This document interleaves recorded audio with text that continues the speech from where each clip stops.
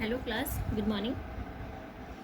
So class, we have completed till the topic law of demand in our previous lecture. Okay, so now we are starting our new topic, that is movements along a demand curve and shift in demand curve. Okay, because whenever we are changing our demand, so there will be a shift in demand curve. Demand curve में भी shift होता है, and you can say there will be a movement along a demand curve. Okay, fine. So movements along a demand curve refers to moving up or down the demand curve.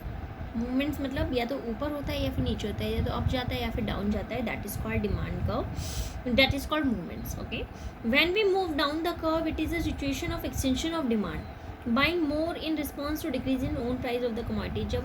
जब price किसी चीज़ के fall होते हैं तो हम लोग उस चीज़ की ज़्यादा क्वांटिटी करते हैं, डिमांड करते हैं, सॉरी. ठीक है, when we are demanding more, so the extension of demand will be created, that is curve will be sloping downward. Fine. When we move up the curve, जब हम ऊपर जाते हैं कर्व में, so it is a situation of contraction of demand. तो वो कौन सी situation होती है? contraction of demand की सिचुएशन होती है. ओके, तो हम ये बोल सकते हैं कि जो मूवमेंट होता है, मूवमेंट ही हमारा किस चीज़ को, या तो एक्सटेंशन होता है या कॉन्ट्रैक्शन होता है डिमांड का. एक्सटेंशन और contraction. So what is the meaning of extension of demand and contraction of demand? See है extension of demand. Extension of demand occurs when quantity demanded increases in response to a fall in own price of a commodity. Extension मतलब जब demand की किसी चीज़ की demand बढ़ती है, price कम हो रहा है, उस चीज़ की डिमांड बढ़ रही है, that is called extension of demand. Demand extend कर रही है. Fine. And what is the meaning of contraction? Contraction occurs when quantity demanded decreases in response to a rise in own price of a quantity. Contraction मतलब जब किसी चीज़ के price increase हो रहे हैं तो ऑटोमेटिकली उसकी डिमांड क्या हो जाएगी? कम हो जाएगी. That is called contraction of demand. Okay, contraction और extension. Is it clear now? So shifts in demand curve refers to all such situations when demand for a commodity increases or decreases due to change in other determinants of demand other than own price of a commodity. तो shift in demand curve उसी को बोलते हैं, जैसे law of demand मैंने बोला था, other things remains constant. बाकी चीज़ कांस्टेंट लेके सिर्फ प्राइस की बात हो रही थी वहाँ पे कि प्राइस अगर चेंज हो रहा है. लेकिन इसमें क्या है, शिफ्ट इन डिमांड कर्व में प्राइस को लेके बात नहीं हो रही है. प्राइस जो है वो है, लेकिन अदर थिंग्स आर चेंजिंग. या तो कंज्यूमर का टेस्ट, अदर थिंग्स में क्या आ रही है, आपकी इनकम थी, taste and preference of a consumer, future expectations. Okay, so in such situations quantity demanded of a commodity increases or decreases even when own price of a commodity remains constant. For example, a consumer may buy more t-shirts when his income rises, price of a t-shirt remaining the same. वो क्या चाहता है कि उसने T shirt खरीदी, वो और T शर्टें खरीदना चाहता है. ठीक है, उसकी जब इनकम इंक्रीज होती है, प्राइस जो है टी शर्ट का वो सेम है. Consumer now draws his fresh demand schedule showing higher number of T shirts against each possible price than before, कि पहले कितने खरीदी थी, अब कितने खरीदेगा और कितना उसका खर्चा आएगा. So accordingly his demand curve shift to the right. Likewise when income of a consumer decreases, तो उससे क्या होगा, वो जब उसकी इनकम कम हो जाएगी वो टी शर्ट भी कम खरीदेगा. ठीक है ना, इसका मतलब एक तरह से आपको पास जितनी पैसे होंगे आप उतनी आपकी डिमांड इंक्रीज होती है, और जितनी कम होते हैं उतनी डिक्रीज होती है. ठीक है ना. So a situation when demand curve shifts to the right is described as a situation of increase in demand. On the other hand, a situation when demand curve shifts to the left, that is called situation of decrease in demand. Demand increase हो रही है और decrease हो रही है. ठीक है, तो इंक्रीज इन डिमांड और डिक्रीज इन डिमांड की बात कर रही हूँ मैं, तो कॉजेज़ क्या हैं. अगर मैं कह रही हूँ मेरी डिमांड मार्केट में इंक्रीज हो रही है, कि डिमांड इंक्रीज हो रही है मार्केट में, so what are the causes of increase in demand? First one is when income of a consumer rises, या तो कंज्यूमर की इनकम बढ़ रही है तब वो अपनी डिमांड बढ़ाएगा. Second one, when price of substitute goods increases, या तो जो उसका सब्सटीट्यूट गुड्स होगा उसके प्राइस बढ़ रहे हैं, तो जो पहले वाला गुड है उसकी क्या हो रही है, डिमांड बढ़ रही है. When price of complementary good fall, जो उसका कॉम्प्लीमेंट्री गुड्स है या तो उसकी वैल्यू कम हो रही होती है, प्राइस कम हो रहे होते हैं, तब डिमांड बढ़ती है. Next one, when taste of the consumer shifts in favour of a commodity due to change in fashion of climate. Fashion of climate को लेके जो चेंज आता है, टेस्ट ऑफ प्रेफरेंस में कंज्यूमर के, उसकी वजह से डिमांड चेंज होती है. ठीक है ना, क्योंकि लोगों क्या करते हैं, जो आजकल का क्लाइमेट चल रहा है या उस चीज़ों के अकॉर्डिंग, जैसे अगर सपोज मैं क्लाइमेटिक बात करती हूँ तो क्लाइमेटिक जैसे अगर हम समर सीज़न बात करते हैं तो उस टाइम पे कोल्ड ड्रिंक्स वगैरह की डिमांड इंक्रीज़ होती है, ठीक है ना. But in winter season demand will fall, ठीक है ना, of cold drink will be fall. So when availability of the consumer is expected reduce in the near future. ये चीज़ मैंने आपको पहले बताई कि जब हम देखते हैं कि जो कमोडिटी है उसकी अवेलेबिलिटी फ्यूचर में कम होने वाली है तो उसकी डिमांड इंक्रीज़ हो जाती है ऑटोमेटिकली. सपोज़ मैंने आपको बोला कि एक शॉप पे सपोज़ अगर मैं अनियन की बात कर रही हूँ, अनियन है वहाँ पे और वो 10 रुपीज़ पर केजी दे रहा है, मार्केट में 45 है और ख़त्म होने वाले हैं, बहुत लिमिटेड है, तो हम अपना फटाफट अपने बैग वगैरह लेके चलेंगे और आज ही लेके आ जाएंगे. क्यों? क्योंकि हमने पता लगा कि कल को वो ख़त्म हो जाएगी चीज़, ठीक है ना. तो future expectation we can say that. Next one is this is the causes of increasing demand. कि डिमांड इंक्रीज हो रही है तो उसके कारण क्या है. Okay, this is very easy, you can write in your own words also, just think and then write. Next one is causes of decreasing demand. अब डिमांड अगर डिक्रीज़ हो रही है मार्केट में तो उसके कारण क्या होते हैं, क्यों डिक्रीज़ होती है. When income of the consumer falls, या तो जो कंज्यूमर की इनकम है वो फॉल हो जाती है. Second one, when price of the substitute good decreases. जो सब्स्टिट्यूट गुड्स हैं उसके जो प्राइस है वो डिक्रीज. जो आपने इंक्रीज इन डिमांड के कॉजेज पढ़े, बिल्कुल उसके opposite cause of decrease in demand हो जाएंगे. When price of supplementary good increases. When taste of the consumer shifts against the commodity due to change in fashion और climate. When availability of the commodity is expected to rise in the near future, ठीक है ना.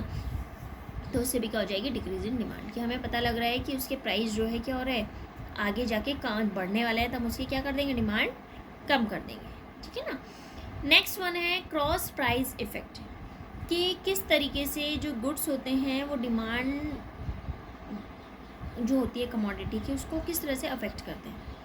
सो effect of change in price of related goods on the demand for a commodity is called cross price effect. So आपको पता है कि जो related goods हैं वो 2 टाइप्स के हैं, substitute goods and complementary goods, ठीक है. Substitute goods and complementary goods. So demand for a commodity, substitute goods कौन से होते हैं और कॉम्प्लीमेंट्री गुड्स कौन से होते हैं, पहले तो आपको यही नहीं पता होगा. वैसे मैंने बहुत बार आपको पहले एक्सप्लेन कर चुकी हूँ कि सब्स्टिट्यूट गुड्स कौन से हैं, कॉम्प्लीमेंट्री गुड्स कौन से हैं. But I know most of the students are not aware about it. उनको अभी भी नहीं पता होगा कि सब्स्टिट्यूट कौन से होते हैं और कॉम्प्लीमेंट्री कौन से होते हैं. So just think and then substitute goods are those goods which can be substitute for each other. जो एक दूसरे के बिना हम सब्स्टिट्यूट यूज़ कर सकते हैं. सपोज मुझे बॉल पेन है, बॉल पेन मुझे महंगा मिल रहा है, जेल पेन सस्ता मिल रहा है, so I will use gel pen instead of ball pen. Substitute है वो एक दूसरे का. वो चीज़ के प्राइस इंक्रीज़ हो रहे हैं तो मैंने अपनी डिमांड को शिफ्ट कर दिया, that is substitute goods. Complementary goods are those goods which complete the demand for each other. जो एक दूसरे की डिमांड को कंप्लीट करते हैं. Okay, and complementary goods are those goods which complete the demand for each other. जैसे gel pen, gel ink और pen, ठीक है ना. तो जब तक पेन में इंक नहीं होगी तो उसका कोई यूज़ है नहीं है, that is useless. So we know related goods are substitute goods and complementary goods. Accordingly we can split our discussion into 2 parts. कि demand for a commodity in relation to price of substitute goods, ठीक है, और increase in price of substitute goods. इसको आपको detail में पढ़ने की जरूरत नहीं है, आप सिर्फ इतना इसको याद रखना. नेक्स्ट आता है हमारा relationship between income and demand. कि इनकम में और डिमांड में क्या रिलेशनशिप होती है.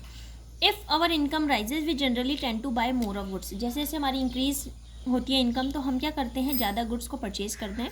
We know that goods are of 2 types. हमें पता है कि गुड्स जो है 2 टाइप्स के होते हैं, नॉर्मल और इन्फीरियर, ठीक है. ये रिलेटेड गुड्स हैं, दीज आर सिंपल गुड्स. ध्यान रखना, these are related goods, these are goods. Normal goods होता है और दूसरे होते हैं इन्फीरियर गुड्स, ठीक है. तो नॉर्मल गुड्स कौन से होते हैं, वो गुड्स होते हैं जिनकी डिमांड इंक्रीज़ होती है जैसे जैसे income of the buyer rise होती है. इनकम जो दोनों में पॉजिटिव रिलेशनशिप होती है, ठीक है ना. There is a positive relationship between income and demand. और in case of income normal goods, income effective positive. How demand कर सेकेंड होता है इन्फीरियर गुड्स. इसको सिंपल आप इस मूवी में देखो, इतना इंक्रीज डिटेल में इसको पढ़ने की जरूरत नहीं है क्योंकि इसमें नॉर्मल जो पूछा जाता है यही पूछा जाता है. सेकेंड आता है हमारा inferior goods. Inferior goods are those goods the demand for जो decreases and income of the buyer rises. जैसे जैसे इनकम जो है बायर की राइज होती है, उसकी डिमांड जो होती है गुड्स की वो कम हो जाती है। That is called inferior goods. Inferior goods में इनकम और डिमांड में, इनकम और डिमांड इन दोनों में नेगेटिव रिलेशनशिप होती है। नेगेटिव मतलब अगर इनकम राइज हो रही है तो डिमांड कम हो रही है, इनकम डिक्रीज हो रही है तो डिमांड इंक्रीज हो रही है। और इसमें पॉजिटिव होती है। पॉजिटिव मतलब they both move in same direction. Income rise हो रही है तो डिमांड भी इंक्रीज हो रही है, और इनकम अगर डिक्रीज हो रही है so demand will also decrease.